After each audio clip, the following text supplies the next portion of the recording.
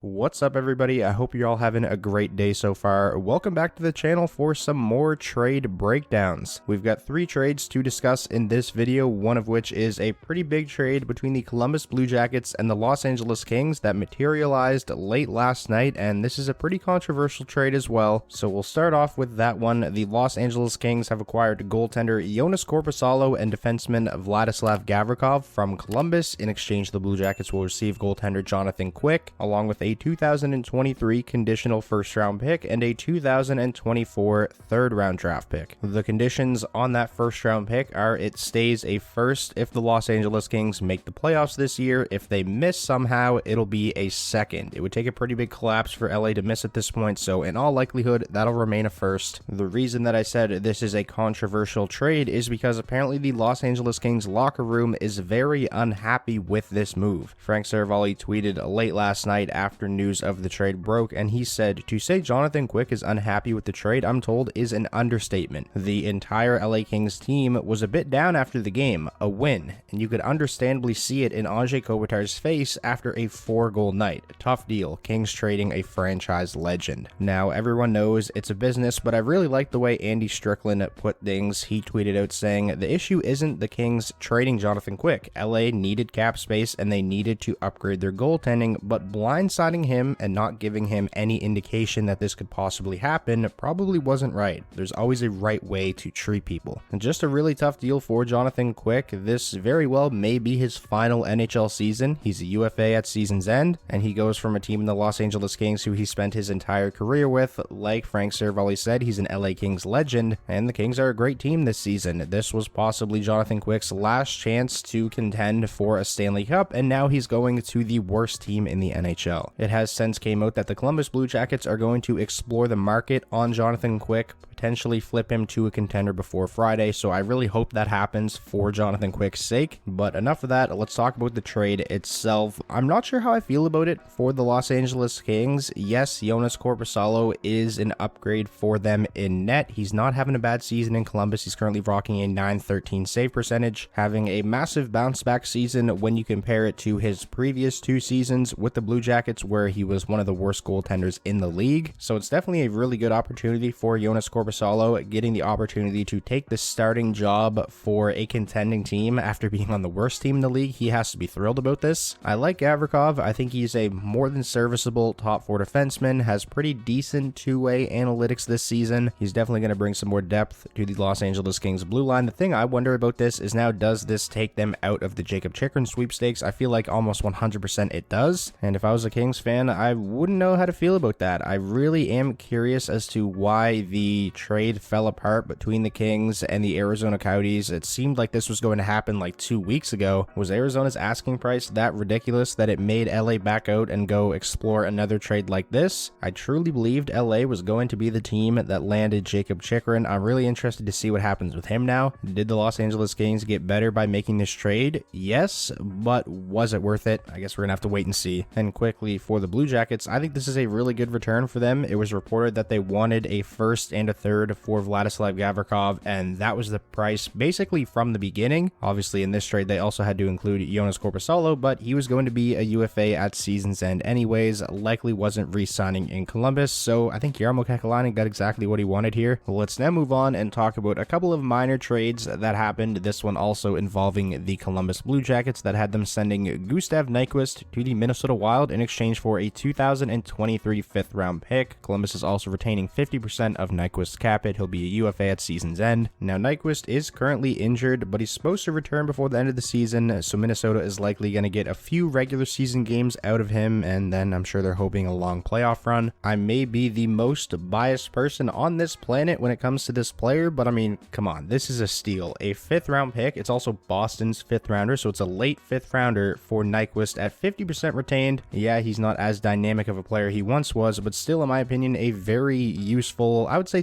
third line winger, versatile, can kill penalties. It definitely still has some skill. Scored 53 points last season with Columbus, is a little under half point per game this season. I'll say the same thing about this move as I said about them acquiring Marcus Johansson. For a team like Minnesota, who I think definitely lacked some depth up front and some secondary scoring, I think this is a nice little add. And now for the third and final trade we're going to break down in this video, the Washington Capitals continue to sell and send centerman Lars Eller to the Colorado Avalanche in exchange for a 2025 second round pick. Lars Eller is a pending UFA with a $3.5 million cap hit. The Colorado Avalanche finally get their center, it seems, by making this trade. Is Lars Eller a bona fide number 2 center? Definitely not, but definitely adds some depth for Colorado down the middle. Eller's got just 16 points this season in 60 games. He is a decent defensive centerman as well, though. I think the appeal here for Colorado is definitely his playoff history. Has had some big playoff moments, especially when Washington won the Stanley Cup in 2018. He scored the Stanley Cup winning goal, had 18 points in 24 games, so I'm sure the Avs are hoping he can replicate some of that magic in a potential playoff run for them. Overall, I do think they paid a steep price for what Lars Eller is at this point in his career, but the reality is there wasn't a lot of high-end centermen on the trade market, or I should say that are still available. So that is going to wrap up this video breaking down the few trades that took place since the last video like this. As always, I want to know your guys' thoughts, especially on the deal between the Blue Jackets and the Kings. If you're a fan of either of those teams, be sure to let me know how you feel down below in the comments. If you guys enjoyed this video and you're excited for more trade breakdowns like this leading up to the trade deadline on Friday, be sure to leave the video a like. That's the best way to show your support. And most importantly, if this was your first time checking out the channel and you want more NHL content just like this, be sure to hit that subscribe button, and I will talk to you all soon.